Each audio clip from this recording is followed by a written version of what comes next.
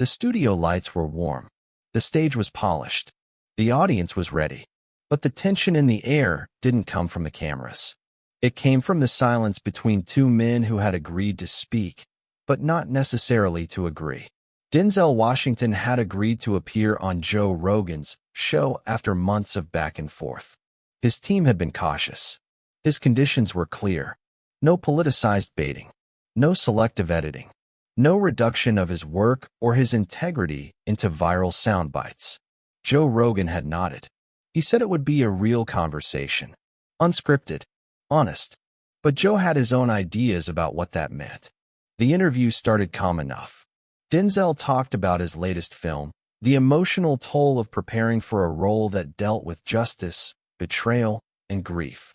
Joe asked about method acting. Denzel explained his process. The audience, watching live, leaned in. Then Joe shifted. He said, "You've played a lot of heroes. A lot of guys who stand up to the system. But in real life, how much of that do you believe in? Or is it just acting?" Denzel's eyes narrowed slightly. "What do you mean?" Joe shrugged. "I mean, it's Hollywood. Everyone talks about truth and values, but it's all scripted. Do you actually live the way your characters do? Or is it just for the screen?" There was a pause. Not dramatic. Just enough to let the tension breathe. Denzel said, "You invited me here to talk. Not to question whether I live what I say. That's not a question. That's an accusation." Joe smiled, as if trying to lighten the mood. "It's not personal. I just think people should be honest about who they are, especially when they preach." Denzel didn't blink. "You think I'm a fraud?" Joe raised his hands. "I didn't say that." "You implied it," Denzel said. "Let's be real. You wanted this moment. You wanted to corner me. Because challenging someone on principle makes for good TV." Joe leaned forward. "No, I just think people get tired of celebrities lecturing them when they don't live by the same rules." And Denzel replied, calmly, clearly, and without raising his voice, "I served. You sold out." The audience gasped. Now, before you hear what Denzel says next, and before you see the moment that left the entire studio in stunned silence, I need to tell you something. Clips like this don't survive long.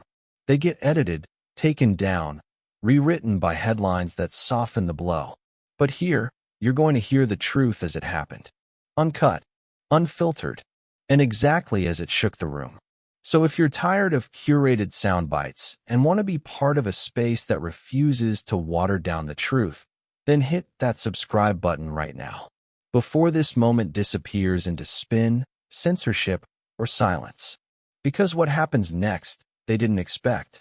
Joe Rogan opened his mouth to respond, but Denzel cut him off. "You built this show on the idea of questioning everything. But you only question the people who don't fit your narrative. When someone like me shows up and doesn't fall into your stereotype, you get uncomfortable." Joe said, "You're twisting this." "No," Denzel said. "I'm revealing it. You don't want conversation. You want confirmation. And when you don't get it, you push until someone cracks." Joe tried to laugh it off. "Man, it's not that deep." Denzel leaned forward. "Yes, it is. Because people watch this. They take you seriously. And when you spend your platform attacking people who are trying to do good, just because they don't do it your way, you're not helping. You're eroding trust. In art. In truth. In each other." The room was silent. Joe looked rattled. And Denzel was just getting started. Denzel's voice was calm, but there was no mistaking the steel underneath. He wasn't yelling. He didn't need to. The weight of his presence did the work for him. Joe Rogan leaned back slightly in his chair, trying to reset the tone, trying to pull the conversation back into something manageable. But that moment was already gone. Joe said, "Look, I'm not trying to attack you, man. I just think a lot of people are tired of Hollywood pretending to be the moral compass when it's one of the most corrupt industries out there." Denzel nodded. "You're not wrong about the industry. I've seen the rot. I felt it. But you don't get to lump everyone in and act like you're the only one outside the system." Joe frowned. "I'm not Hollywood." Denzel leaned forward. "You've built a media empire off the same tools. You sell vitamins, outrage, and certainty, And you call it truth. That's show business too. There was a shift in the audience, a stillness. The kind of silence that only comes when people are afraid to breathe. Joe responded, I talk to everyone. I give people a platform. Denzel replied instantly. And do you hold them accountable? Joe hesitated. Denzel pressed. Or do you let them say whatever they want? Then shrug and say, I'm just a guy asking questions when people get hurt. Joe crossed his arms. So now I'm responsible for what every guest says. Denzel's tone didn't rise, but his words cut sharper. No, but you're responsible for what you normalize, for what you nod along to, for when you laugh instead of challenge. Joe said, You think I should censor my guests? Denzel shook his head. I think you should remember you're not just having beers with your buddies anymore. You've got a bigger reach than most newsrooms. That comes with weight. Joe went quiet. Denzel continued. You built this platform. You earned it. But now you have to choose. Do you use it to elevate the conversation? Or just keep profiting off the chaos? There was a pause, the kind that couldn't be edited out. Joe looked down at the table, then back up. You came here ready to fight. Denzel smiled slightly. No, I came here ready to speak plainly. Something you say you value. Or is that only true when the plain truth flatters you? The control booth lit up with internal chatter. One producer asked, Do we cut it? Another said, If we cut this, we're the exact thing he's accusing us of. The feed stayed live. Joe tried one more angle. He said, So what? I'm the villain now? I'm the threat. Denzel replied, The threat isn't you, Joe. It's the myth you've become. The idea that being loud means being right. That being popular means being principled. Joe stared, visibly shaken. And then Denzel stood up. Not dramatically, just deliberately. He said, You wanted real. You got it. I won't sit here and pretend this is just another conversation. Not when there's too much at stake. Joe stood too, reflexively. You're walking out. Denzel paused. No, I'm walking on. He nodded toward the camera. To anyone watching, you don't need to pick sides. You need to pick standards. Don't let charisma trick you into thinking it's the same as character. Then he turned and walked off set. No mic drop. No dramatic exit music. Just footsteps and truth. Joe stood there, alone at his table, no script left to follow. Backstage, producers were scrambling. Some wanted to cut the whole segment. Others argued it was the most important conversation they'd filmed in months. Meanwhile, the internet was already exploding. Clips of Denzel's final words went viral in seconds. Memes, debates, reactions. But what none of them captured was what came next, the moment after Denzel left, when Joe looked into the lens, then slowly removed his headset. He didn't say a word. He didn't need to, because the silence said everything. The clip of Denzel's walkout hit 20 million views in 12 hours. People weren't just sharing it, they were quoting it. That one line repeated everywhere. You don't need to pick sides. You need to pick standards. It was printed on t-shirts, turned into tweets, and even used in political speeches on both sides of the aisle. But behind all that noise, something more subtle had started to happen. Joe Rogan was quiet. He didn't tweet. He didn't post. He didn't comment on the backlash or the applause or the think pieces dissecting every second of the conversation. For the first time in a long time, Joe Rogan didn't have an answer. Because Denzel hadn't played the role Joe expected. He hadn't been the Hollywood elite ready to spar, or the polite guest who knew to back off when things got tense. He'd stayed grounded. He had spoken with clarity, and that clarity had cut deeper than any insult. Joe's team was divided. Some thought he should issue a rebuttal. Others told him to ignore it entirely. But Joe couldn't ignore it, because the moment had pierced something inside him. 3 days after the interview, Joe recorded a solo podcast. No guests, no sponsors, no ads. He sat in silence for a long time before speaking. He said, I've been thinking a lot about what Denzel said. And not because he embarrassed me. I'm not embarrassed. I invited him on because I respect him. Still do. He paused again. I built this show so people could speak freely. That includes me. That includes him. And yeah, Sometimes I push. Sometimes I let people talk who maybe don't deserve the mic. I've said that before. I'll own that again. Joe leaned into the mic. But here's the part that stuck with me.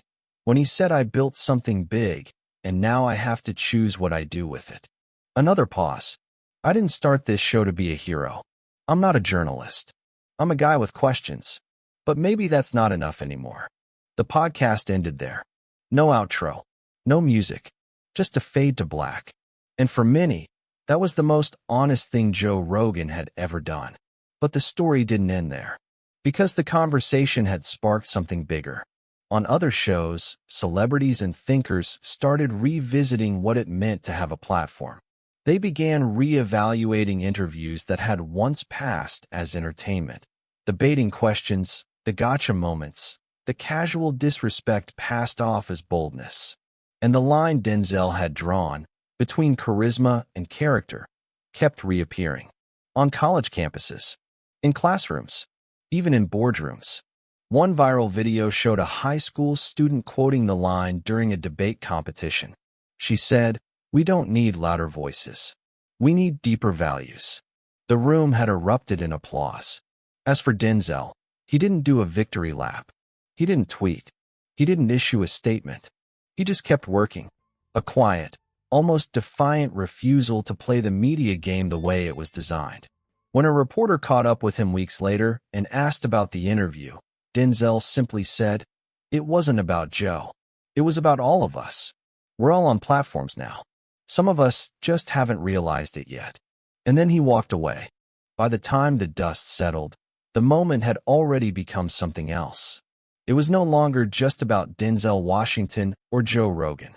It was about the invisible line so many had been pretending wasn't there. The line between honesty and performance. Between asking questions and hiding behind them. Between reaching people and using people. For weeks after the broadcast, Denzel's name remained in headlines.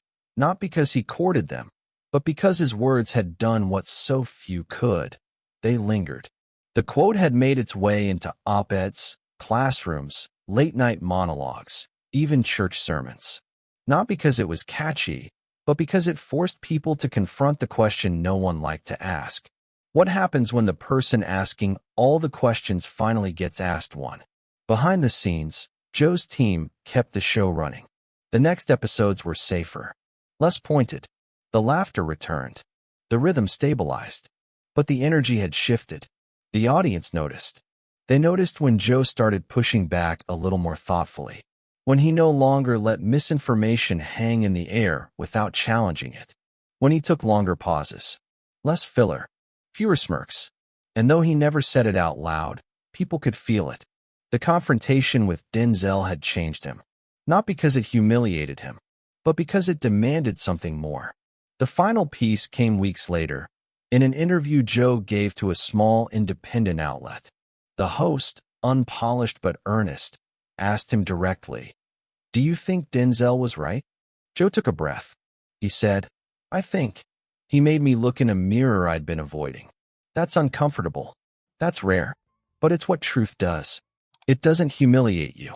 It just removes the costumes." The host asked, "Are you glad it happened?" Joe nodded slowly. "Yeah, I am. Because it reminded me what this was all supposed to be. Not a performance. Not a cult of personality. Just people trying to figure things out." And with that, the last part of the story fell into place. It wasn't a clash. It wasn't a takedown. It was a correction. A course correction. A reminder that in a world flooded with noise, there is still room for signal. For clarity.